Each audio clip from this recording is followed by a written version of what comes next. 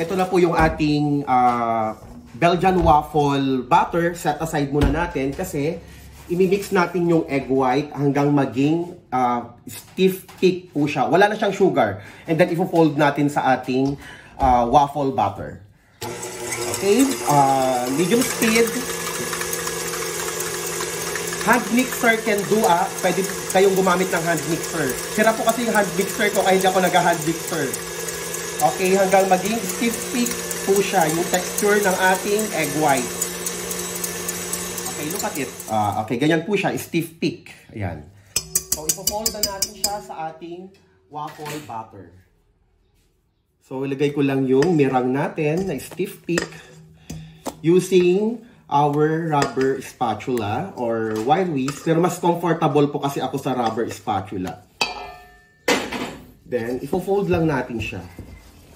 Fold like that hanggang mag-well combined yung ating meringue and our waffle batter.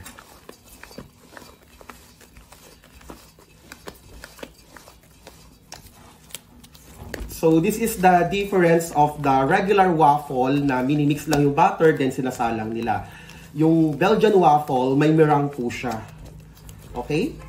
So I think this is now well combined kasi even na yung color niya, wala nang meringue. So ready na siyang iluto sa ating waffle maker. So yung waffle maker natin, electric yung gamit ko. Pinipreheat ko muna siya. Wini-wait ko siyang mag-green. Orange pa lang siya. Pag the-green na to, that means preheated na po siya. Bago tayo maglagay ng waffle batter. Okay, preheated na yung ating waffle maker. Magbra-brush ako ng lightly grease natin siya ng butter to make sure walang dikit kahit non-stick ito. Kailangan siguraduhin lang po natin wala siyang dikit. Yun lang po.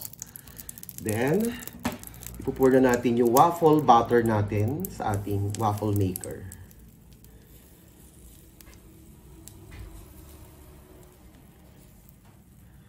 So, hanggang mapuno po yan. Okay?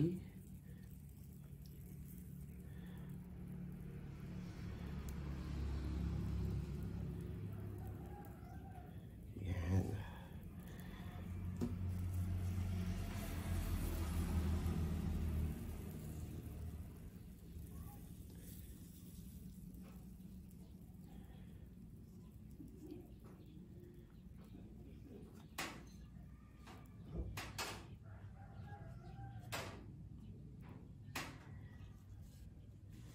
And that's it.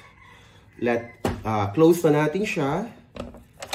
Okay, then timer natin siya 5 minutes.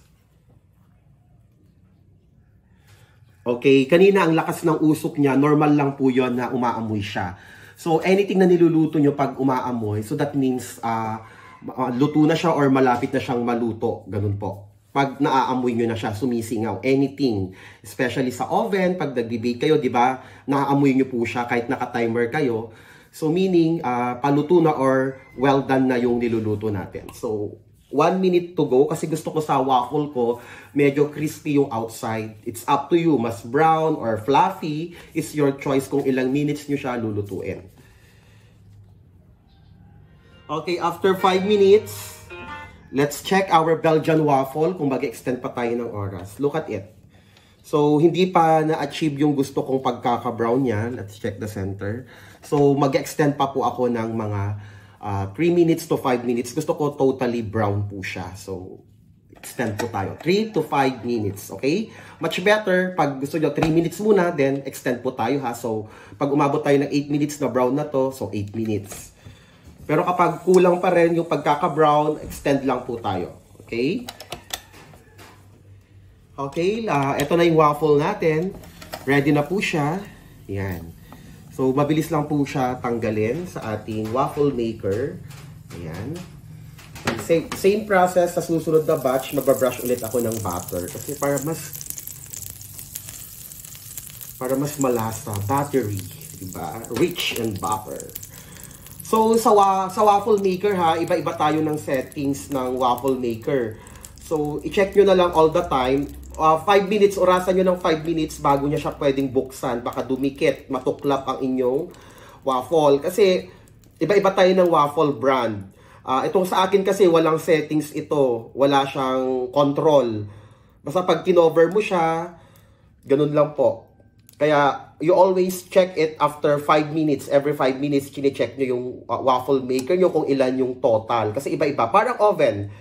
Iba-iba yung settings. So, ganyan lang po yung gagawin nyo. The rest, hanggang maluto silang lahat. Yan. Matutuwa dito ang mga kids nyo for sure. Kasi napakasarap tong Belgian waffle natin. So, I use unsalted butter po dito ha. Not salted butter kasi naglagay tayo ng salt. Okay, cover it again. So, for the total, umabot po ako ng 14 minutes for this waffle. Sa waffle maker ko po, yung total minutes. 14 minutes. Okay, everyone. Ito na yung finished product natin, Belgian waffle. So, nakagawa ako ng 14 pieces po na ganito. So, first is, magdadust tayo ng powdered sugar. Pag isa-serve natin siya, lightly dust. And then, you can add maple syrup on top, butter, and then, or honey. Pwede po kapalit ng ating, tawag dito. And then, add some strawberries.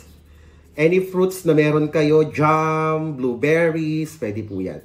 So, parang arte-arte na lang po yan. Okay? So, that's it.